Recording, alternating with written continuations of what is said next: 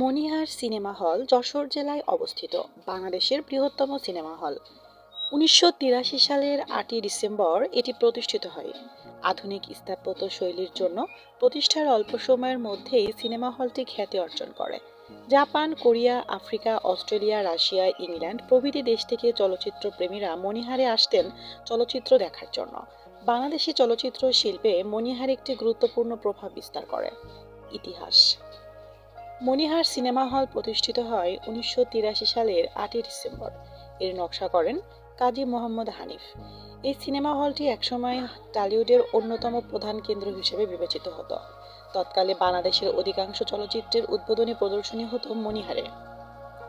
মনিহারের পর মনিহারের প্রথম প্রদর্শিত হয় দেওয়ান নজরুল পরিচালিত সোহেল রানা ও সুচরিতা অভিনীত চলচ্চিত্র জনি।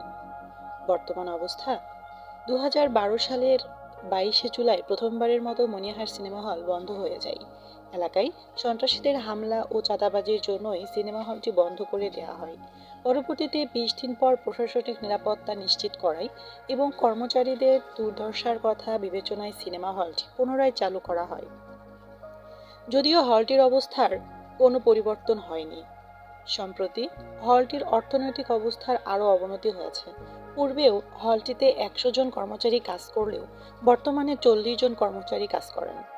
পাশাপাশি মনিহারকে ঘিরে ওঠা আরও অসংখ্য ব্যবসার প্রতিষ্ঠানও ঝুঁকিতে রয়েছে। বিশেষত্ব। মনিহারের ভেতরে পেঁচানো সিঁড়ি ৪ বিঘা জমির ওপর প্রতিষ্ঠিত সিনেমা হলটির আসন সংখ্যা ১৪০০।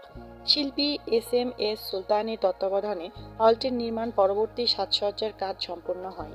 হলটিতে ঢালিউডের চলচ্চিত্রের পাশাপাশি হলিউড ও বাংলাদেশের ভারতের যৌথ প্রযোজনায় পরিচালিত চলচ্চিত্র প্রদর্শিত হয়।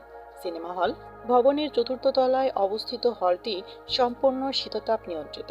এছাড়া সিনেমা হল ভবনে একটি কমিউনিটি সেন্টার, একটি আবাসিক হোটেল ও প্রায় ৪০টি দোকান রয়েছে।